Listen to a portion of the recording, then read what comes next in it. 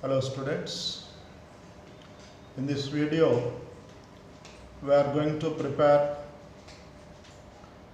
uh, discuss about E1CB reaction. What is meant by E1CB? E stands for elimination, 1 unimolecular, CB means conjugate base. Here this reaction involves conjugate base as an intermediate. So based on that, it is named as E1CB reaction. Why is it given as E1 unimolecular? Let's see with an example. To understand this, we have to compare the E1 mechanism, E2 mechanism along with E1CB. Let's see the difference. See, for discussion's sake, so let's take, say this is a leaving group on beta carbon, hydrogen, alpha, beta. If it is E1 reaction that involves the formation of carbocation.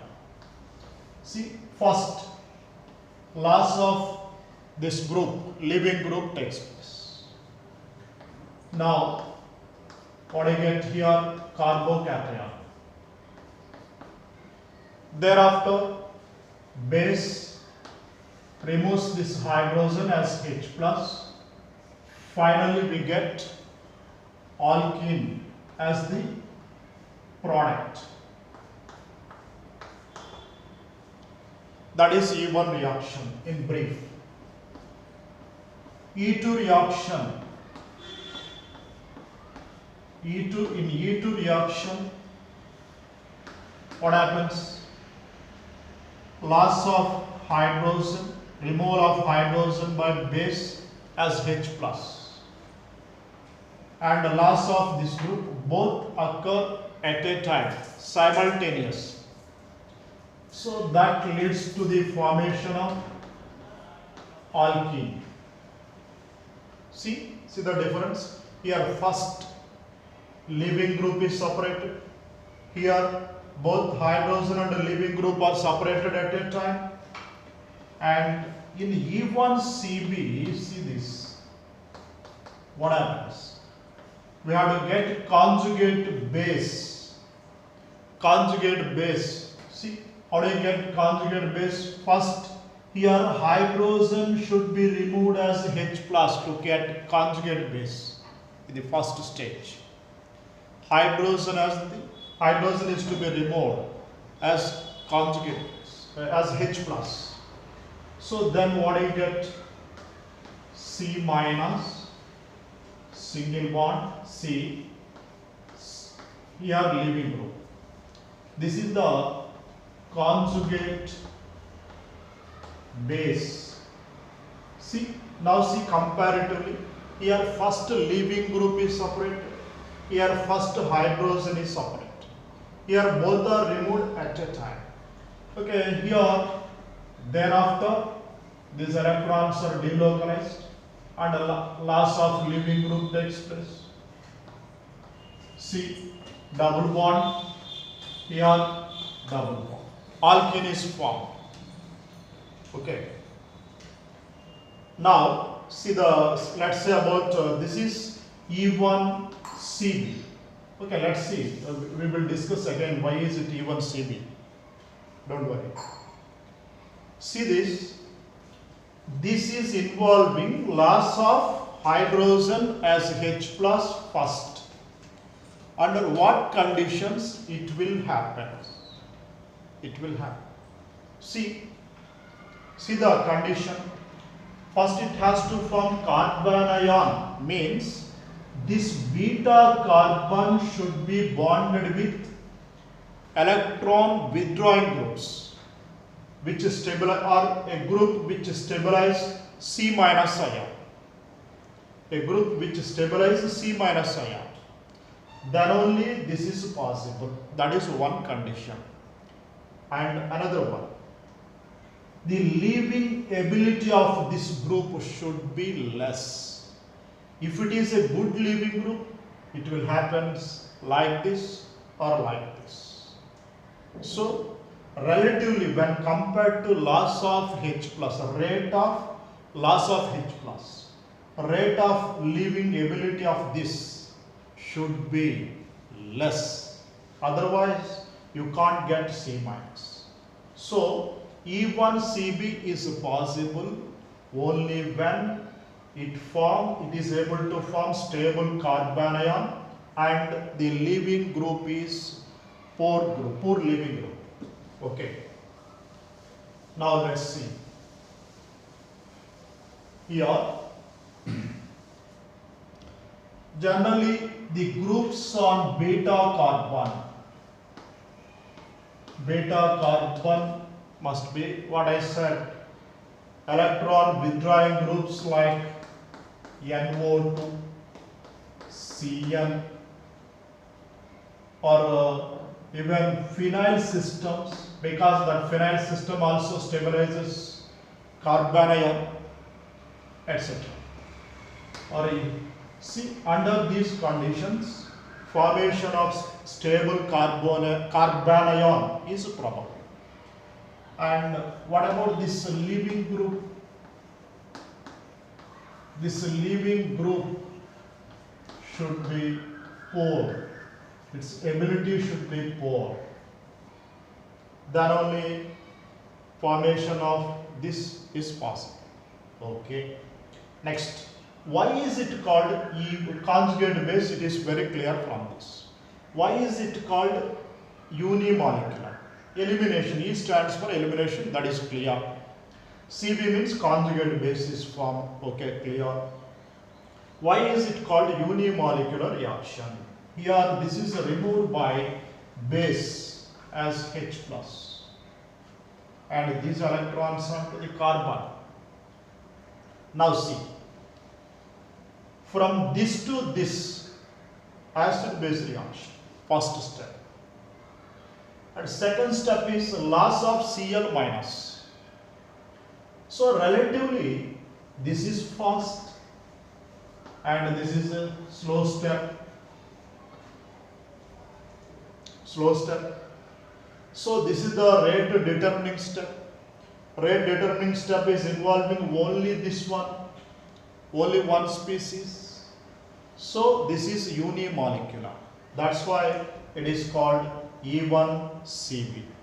Unimolecular elimination, unimolecular, and the intermediate is a conjugate base. Now let's see the rate equation. R is equal to, rate depends on the concentration of this conjugate base. But rate equation that cannot be expressed in terms of concentration of intermediate, because see, determination of its concentration, concentration of intermediate, a little bit difficult. So we have to express this in terms of reactants. This is formed from this substrate and base. Therefore, K into concentration of substrate and concentration of base. See, according to this is second order reaction. Of course, it has to be determined, order is to be determined experimentally. Based on that, we are saying this. And molecularity of reaction, rate determining step is involving only one molecule. So this is unimolecular reaction. This is the concept about unimolecular reaction. Okay, now let's see. I have already given how to identify the E1CB mechanism. It must contain a poor leaving group like F or OH, etc. or even NR3 plus. Okay. Generally in these cases, E1CB is probable. I told you another condition, it has to form stable carbanion. Okay. Now let's see one CQ, one conceptual question. They have given a substance like this. This is a poor living group. They are given.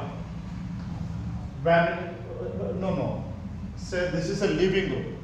We will see whether it is poor or good living group later. And it is done in presence of a base. Here it is bonded with say NO2 groups, or here pH. Both can stabilize carbanion. Here these are not mentioned. This group is also not mentioned in D2O. Here the product formed is NO2, pH and double bond C. This is only the product along with the inorganic products. Now say this is L1 and C. Here NO2, pH, H, C. Okay, no problem. So let's suppose that both are of same living groups. D2O, D2O. Okay, let it be L2. Here the products. One product is same product. Another one here, along with that, another product form is CPH, NO2, D, here, this. These are the products here. In addition to that, one product is same as above. This is the another product. Now, tell me, which is E1CB and which is E2 reaction? That is the question. Okay, one is, so they may give different options like this. Say reaction 1 is E1CB. Different combinations. Reaction 2 is E2, or reaction 1 is E2, reaction 2 is E1CB, and both are E1CB and both are E2. They are given this question. Let's see how to identify. Let's try to recollect. Very clear from this equation. That's why I have given, I have compared the E1, E2 and E1CB. E1, E2 and E1CB. Among the options you have to select. That is, remember that. Among the options, among the given, means conformably they may be both E1CB or E2, or one of them is E1CB, another one is E2. They have given confirmation about that. Now see, what is the difference between E1CB and E2 reaction? See, in E2 reaction, loss of hydrogen and separation of leaving group both occur at a time. See, both occur at a time. If it happens, we get this product. Clearly, this is E2 reaction, right? This is E2. Then what about the second reaction? Let's see. Try to recollect the mechanism of E1CB. What I told you, first, loss of H plus takes place. Loss of H plus, that results in the formation of carbanion. See, forward reaction is loss of H plus, carbanion, and here N2CB. But this is a base, so this H plus with the base, it is forming HP. Again, it can take up H plus from water. See, this OH minus and H plus forms H2O. Okay, now the C minus can take up H plus from H2O, then This is the product. If it takes up D plus from D to O, then what is the product? This one. So this is another possible product along with the elimination product. So because of formation of carbon ion, it is able to give this product. This type of product is not possible in E2 reaction. Therefore, clearly this is E1CB mechanism. This is following E1CB mechanism. So answer is B. Very clear. Now let's see one more conceptual question related to E1CB. You people are very familiar with Aldol condensation, which you will see, or if not, you will see in carbonyl compounds. I am taking a part of Aldol condensation.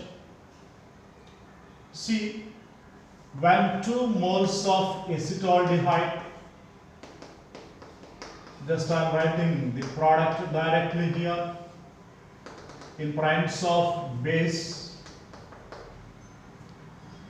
See, what is the product? Addition product CH3, CH, I am adding these 2 parts to this, CH, H to this, H to this oxygen negatively charged, OH, and to this carbon part, CH2, CHO. This is aldol. It has aldehyde group and OH group, aldol group. Okay. Now, when it is heated with the OH minus, the final product is CH3, H from this carbon, OH from this carbon. CH double bond, CH, CH bond. H is removed from this because of its electron withdrawing effect. It becomes more acidic. So loss of H plus is more probable from this carbon. Okay. This is an example for, this step is an example for E1CB. See how? Because OH is a poor leaving group. CH, OH, CH2, let's take aldol, CHO. With base here, removes this hydrogen as H plus and forms carbon ion CH3, CHOH. Here, this is CH minus CHO. Okay, this is stabilized by this one due to resonance, C double bond, C minus single bond, C double bond. Stabilized by resonance. Thereafter, loss of this. So final product is CH3, CH double bond, CH, CH. So this is an example for E1CB reaction. Okay. So this is about E1CB reaction. Only the thing to identify E1CB reaction is it must contain electron withdrawing groups on beta carbon, including Cl. That also stabilizes the beta carbon ion by d orbital resonance.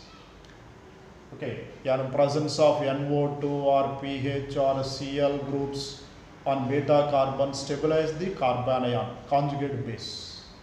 Okay, and the presence of leaving group. These two conditions are minimum requirements for E1CB reaction.